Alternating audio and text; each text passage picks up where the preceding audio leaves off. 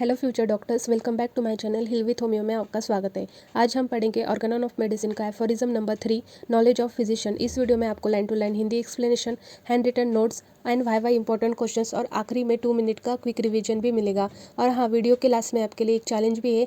इन 10 viva question के सभी सही आंसर जो सबसे पहले कमेंट में लिखेगा उसकी कमेंट में पिन करूँगी। अगर किसी से आंसर नहीं बनते तो उनकी सही आंसर में कमेंट में दूंगी। इससे आपकी स्टडी आसान होगी, एग्जाम रिविजन भी हो जाएगा एंड वाइवा प्रिपरेशन भी एक साथ हो जाएगी। तो बिना समय बर्बाद किए चलिए शुरू करते हैं। The requisite knowledge of the physician. Requisite knowledge of physician in order to be practitioner of the healing art.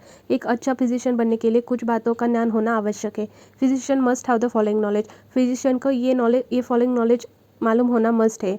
Knowledge of the disease. जब हम डॉक्टर के पास जाते हैं तो डॉक्टर पूछते हैं कि आपको कौन सा डिसीज़ हुआ है, तो उस डिसीज़ का नॉलेज फिजिशियन को मालूम होना चाहिए। Then knowledge of the medicinal power. मतलब जब हम डॉक्टर के पास जाते हैं, जब डॉक्टर को डिसीज़ पता चलता है तो वो मेडिसिन देते हैं, तो उस मेडिसिन की पावर और उस मेडिसिन का इफेक्ट डिसीज़ पर क्या होता है वो फिजिशियन को मालूम होना चाहिए। Then knowledge of application of the drug. वो दवा कैसी लेनी है उसका भी नॉलेज फिजिशियन को मालूम होना चाहिए। Then knowledge of choice of remedy. एक आदि मेडिसिन अगर रेमेडी बनती है तो ये जो सिम्टम्स होते हैं उसके इंडिक्शन से, मतलब उसके अनुसार सही दवा चुनने का भी नॉलेज होना चाहिए। Then knowledge of the exact mode of preparation of medicine. दवा बनाने की प्रिपरेशन का भी उनको नॉलेज होना चाहिए। Knowledge of the proper dose of the medicine. सिर्फ रेमेडी जानकर कुछ नहीं होगा, उनका प्रॉपर डोज भी मालूम होना ज़रूरी है। Knowledge of proper repetition of the dose, और वो डोज कितने रिपीटेशन के बाद लेना है वो भी जानना ज़रूरी है। And knowledge of the obstacle to cure and their removal. मतलब जो क्यूर के कारण क्या क्या हो सकता है, मतलब इलाज में आने वाले कौन से ऐसे ऑब्स्टेकल्स है और उन्हें दूर करने का तरीका भी आना चाहिए। हम अब देखेंगे knowledge of the disease. The knowledge of the disease can be describe under 2 broad heading. 2 broad heading में नॉलेज ऑफ डिसीज़ को बताया है।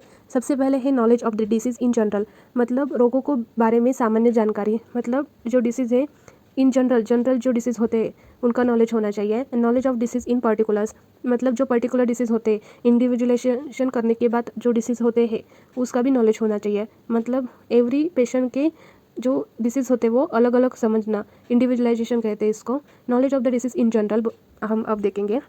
A physician must acquire a thorough knowledge regarding the common symptom of the disease, their classification, nature, pathology, clinical diagnosis, causes, complication and prognosis.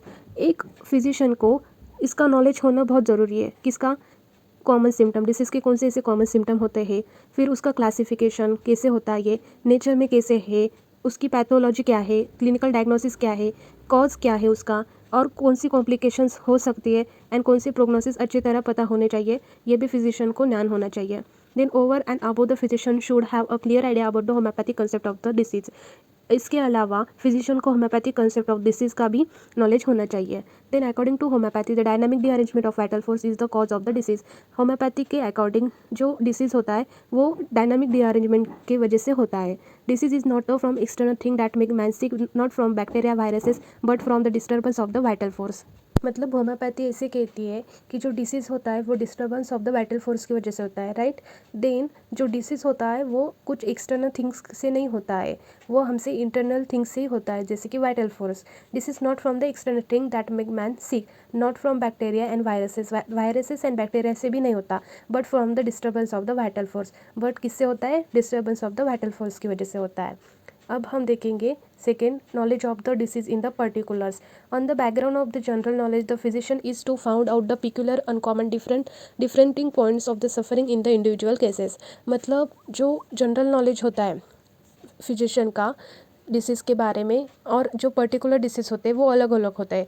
मतलब जो हम particular disease देखते हैं तब हमें इंडिविजुअलाइजेशन करना बहुत ज़रूरी होता है, और उसमें क्या क्या देखते हैं हम? पिक्यूलर सिम्टम्स देखते हैं, अनकॉमन सिम्टम्स दिखते हैं, डिफरेंशिएटिंग पॉइंट दिखते हैं of the suffering in the individual case, ये भी हमें देखना चाहिए। This thus must have a clear concept of the individualization। इसलिए फिजिशियन को इंडिविजुअलाइजेशन की समझ होनी चाहिए। इंडिविजुअलाइजेशन का मतलब हर पेशेंट का इलाज उसकी इंडिविजुअल जो बेस होता है उस पर होनी चाहिए। सिम्टम्स ऑफ द पेशेंट, रोगी के सभी लक्षण ध्यान से लेने चाहिए। मतलब कौन सी स्टेज है, रोग किस अवस्था में है, मतलब जो दर्द है वो किस पार्ट पे हो रहा है, पिकुलर सिम्टम्स मतलब ऐसे कौन से स्पेशल सिम्टम्स है, अनकॉमन सिम्टम्स है जो कि इस पेशेंट पे दिखाई दे रही है, ये भी देखना चाहिए। Help in individualisation of the patient, ये और ये क्यों करना चाहिए, क्योंकि ये सभी बातें पेशेंट को सही इंडिविजुअलाइजेशन करने में मदद करती है। Helps in the selection of homeopathic medicine and therapeutic diagnostics, और जो होम्योपैथिक मेडिसिन है उसका करेक्ट सिलेक्शन करने के लिए मदद करती है एंड इसे थेराप्यूटिक डायग्नोसिस भी कहते हैं। देन हम देखेंगे knowledge of medicine. The medicine is an essential instrument to cure the disease, so the curative power of the medicine must be known. रोग को ठीक करने के लिए जो सबसे इम्पोर्टेंट इंस्ट्रूमेंट है वो है मेडिसिन, इसीलिए उसकी क्यूरेटिव पावर जानना भी बहुत आवश्यक है। It can not be learn by any smell taste और appearance of the drug nor by the chemical analysis, but can only be known by testing effect on the healthy human being through the drug proving. जो ये medicine हमें पता चलती है वो हमें इससे नहीं पता चलती, जैसे कि स्मेल टेस्ट और अपीयरेंस ऑफ द ड्रग से पता नहीं चलती, और जो केमिकल एनालिसिस है उससे भी नहीं पता चलती। ये पता चलती है हमें उसके testing effect on the human being, human being पे ड्रग प्रूविंग के बाद उससे क्या सिम्टम्स दिखाई दे रहे हैं, इससे हमें मेडिसिन पता चलती है। इसीलिए होम्योपैथी मेडिसिन देने से पहले ह्यूमन बींग्स पर ड्रग प्रूविंग की जाती है और वही मेडिसिन ह्यूमंस को दी जाती है। और medicine can not produce all symptom which it is capable of producing in every person. ऐसी कोई भी मेडिसिन नहीं है जो कि सभी प्रकार के सिम्टम्स दिखा सकती है जो कि हर एक पर्सन मतलब प्रोड्यूस करेगा। So in order to know the complete disease producing power of the medicine symptom are to be proved on the different person. इसीलिए दवा की पूरी डिसीज प्रोड्यूसिंग पावर जानने के लिए उसे अलग अलग पर्सन पर प्रूविंग किया जाता है। Then all the symptoms collected together so the that would have the image of the medicine, और उसी सभी सिम्टम को कलेक्ट किया जाता है एंड एक मेडिसिन की इमेज बनाई जाती है। देन हम देखेंगे अगला point, knowledge of the application of the drug. There are different method of the employing medicine to treat a disease. Disease treat करने के लिए बहुत सारे मेडिसिन है। Disease can be treated by producing opposite effect, similar effect as well as the effect which lack the link between disease of the medicine. मतलब हम disease treat करते हैं तब हम अपोजिट इफेक्ट भी प्रोड्यूस करते हैं, मतलब जो कॉन्ट्रेरिया कॉन्ट्रेरिस हमें देखा वो कर सकते हम। सिमिलर इफेक्ट जैसे कि सिमिलिया सिमिलीबस क्यूरेंचर जो कि होम्योपैथी का प्रिंसिपल है, और जो अनरिलेटेड मेथड मतलब जो एलोपैथी के होते हैं जिसमें डिसीज़ और मेडिसिन का लिंक नहीं होता है, ये भी हम डिसीज़ को ट्रीट करने के लिए प्रोड्यूस करते हैं मेडिसिन।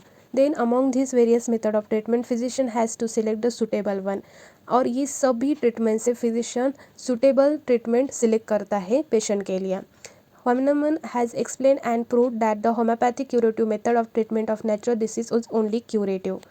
मतलब डॉक्टर सैमुअल हैनेमन ने ये एक्सप्लेन किया एंड प्रूव किया कि जो होम्योपैथिक क्यूरेटिव मेथड है वो ही बेस्ट है नेचुरल डिसीज़ को क्योर करने के लिए। Then hence the physician should have the knowledge about the homeopathic law of the cure and its proper application.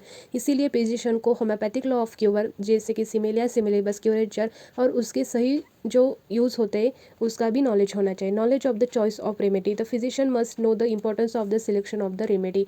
Physician को इम्पोर्टेंस पता होनी चाहिए रेमेडी सिलेक्ट कौन सी करनी है, मतलब जो फिजिशियन को सही दवा चुनने का भी इंपॉर्टेंस पता होना चाहिए। ही choice of remedy should always be based on the valuable symptoms which reveal the individuality in the case of the case. दवा का जो चॉइस होती है वो हमेशा पेशेंट के वैल्यूएबल सिम्टम जैसे कि कैरेक्टरिस्टिक सिम्टम पिकुलर सिस्टम के बेस पे होनी चाहिए, क्योंकि यही पेशेंट को इंडिविजुअलिटी बताती है। It needed the knowledge of knowledge, ये किससे मिलता है knowledge, materia Medica, practice of medicine, other allied medical subject जैसे कि psychology and organ and homeopathic philosophy. सही दवा चुनने के लिए इन सभी सब्जेक्ट का अच्छा ज्ञान आवश्यक है।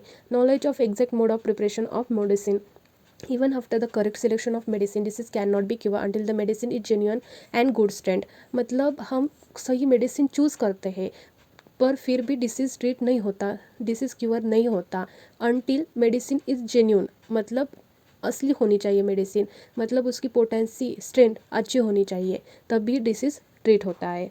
Then all medicine can not be prepared and dispensed in every vehicle. सभी medicine can not prepared and dispensed एक ही व्हीकल में नहीं हो सकते।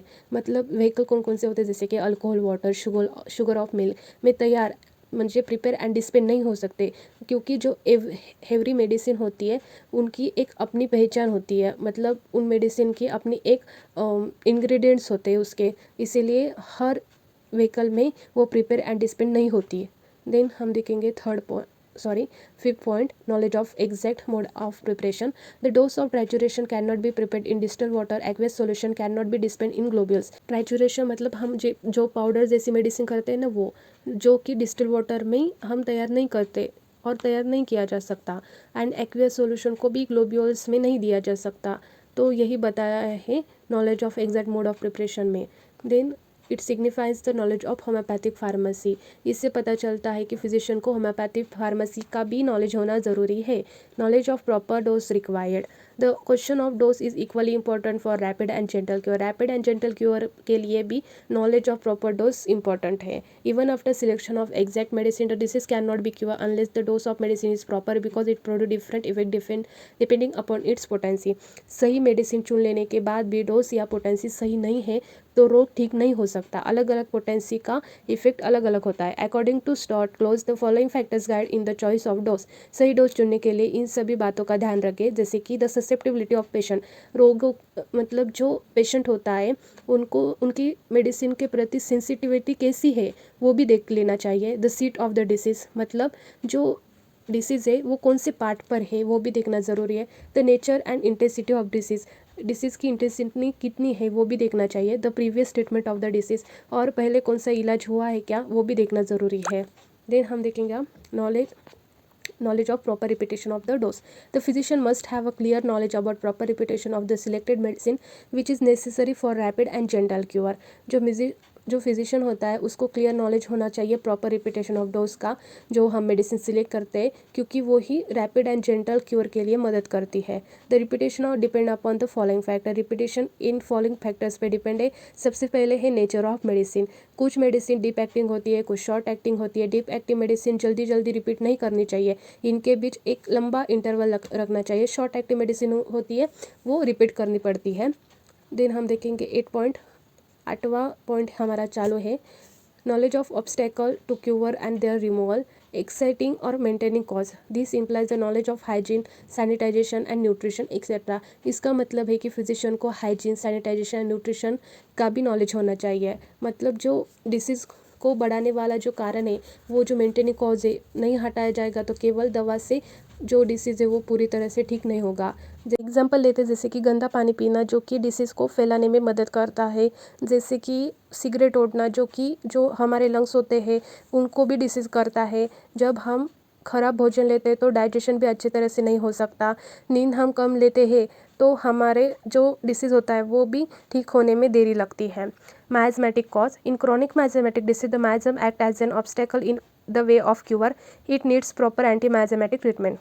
मतलब जो क्रॉनिक जो डिसीज़ होते हैं उनको माइज़म इलाज में सबसे बड़ी जो ऑब्स्टेकल है वो बन सकता है। इसीलिए ऐसे रोगों में केवल नॉर्मल मेडिसिन नहीं बल्कि एंटी माइज़मेटिक ट्रीटमेंट देना भी आवश्यक होता है। जैसे हम लेते हैं एग्जाम्पल के तौर पे सोरा, उसको हम एंटीसोरिक रेमेडी देंगे। साइकोसिस एंड सिफिलिक को एंटीसाइटिक एंड एंटीसिफिलिटिक रेमेडी देंगे। ये हो गए हमारे 7 पॉइंट। अब हम देखेंगे 2 मिनट क्विक रिविजन। तो जो क्विक रिवीजन में हमने सबसे पहले देखा कि एफोरिज्म थर्ड क्या है, क्या कहलाता है वो। एक अच्छे फिजिशियन को रोग को ठीक करने के लिए 8 टाइप्स का नॉलेज होना चाहिए, जिसमें हमने सबसे पहले देखा कि नॉलेज ऑफ डिसीज़ की जनरल नॉलेज और इंडिविजुअलाइजेशन दोनों आनी चाहिए। जनरल में symptom, causes, pathology, diagnosis and prognosis correct करते हैं, और जो इंडिविजुअलाइजेशन होता है उसमें peculiar characteristic and rare symptom सबसे महत्वपूर्ण है। देन हम देखें नॉलेज ऑफ मेडिसिनल पावर, जो कि मेडिसिन की जो ड्रग प्रूविंग से पता चलता है कि कितनी पावर है मेडिसिन की। ड्रग प्रूविंग हेल्दी ह्यूमन पर किया जाता है, इससे ड्रग पिक्चर बनती है। Then knowledge of application of the drug. Homeopathy का जो प्रिंसिपल है सिमिलिया सिमिलेबस क्यूरेंचर, मतलब लाइक क्यूअर्स लाइक। फिजिशियन को सही उपचार पद्धति चुनने के लिए चाहिए। Knowledge of choice of remedy हमेशा कैरेक्टरिस्टिक सिम्टम के बेस पर चुननी चाहिए। इसके लिए ऑर्गेनोन मटेरिया का प्रैक्टिस ऑफ मेडिसिन और पैथोलॉजी का नॉलेज होना ज़रूरी है। Knowledge of preparation of medicine की सही प्रिपरेशन मेथड जानना आवश्यक है। इसके लिए होम्योपैथिक फार्मेसी का ज्ञान होना चाहिए। Knowledge of the proper dose, सही डोज और पोटेंसी जल्दी और जेंटल क्यूर के लिए जरूरी है। डोज चुनते समय क्या ध्यान रख सकते हैं हम, susceptibility of patient, seat of disease, nature and intensity and previous treatment. Then हम देखेंगे 7 point, knowledge of repetition of dose, जो deep acting and short acting medicine के बारे में पता है। जो डीप एक्टिंग मेडिसिन है उनको रिपीट नहीं करना, जो शॉर्ट एक्टिंग मेडिसिन है उनको जब आवश्यकता अनुसार रिपीट करनी चाहिए। Knowledge of obstacle to cure, दो है मेंटेनिंग कॉज, मतलब जो मेंटेनिंग कॉज हटाए, मतलब जो खराब hygiene, nutritional sanitization etcetera, and जो क्रॉनिक डिसीज में होता है जो कि माइजम करता है, psora sycosis and syphilis cure में ऑब्स्टेकल लाते हैं। इसके लिए भी एंटीमाइजमेटिक ट्रीटमेंट इम्पॉर्टेंट है। एक लाइन में देखें तो डिसीज़, मेडिसिन, मेडिसिन के बाद एप्लीकेशन, एप्लीकेशन के बाद रेमेडी, रेमेडी के बाद प्रिपरेशन, फिर डोज, उसका repetition, and then obstacle to cure. ये एक लाइन में ध्यान रखें एफोरिज्म नंबर 3। ये रहे वाइवा के 7 इंपॉर्टेंट क्वेश्चन। आप मुझे ये कमेंट में दीजिए, जिसकी पहली कमेंट आएगी सही आंसर के साथ उसकी कमेंट में पिन कर दूंगी। Thank you for watching. अगर वीडियो अच्छी लगी हो तो लाइक, शेयर और सब्सक्राइब करो, उससे मुझे भी मोटिवेशन मिलेगा।